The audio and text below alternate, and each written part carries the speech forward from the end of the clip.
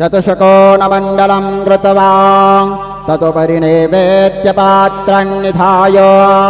गायत्रीमन्त्रेण पात्रान् सम्प्रोक्ष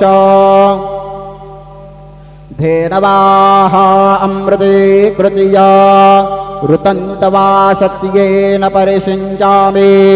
ॐ प्राणाय स्वाहा ॐ अपानाय स्वाहा ॐ व्यानाय स्वाहा ॐ उदानाय स्वाहा ॐ समानाय स्वाहा ॐ ब्रह्मणे नमः।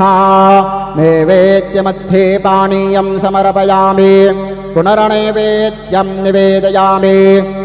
ॐ प्राणाय स्वाहा ॐ अपानाय स्वाहा ॐ व्यानाय स्वाहा ॐ उदानाय स्वाहा ॐ समानाय स्वाहा ॐ ब्रह्मणे नमः।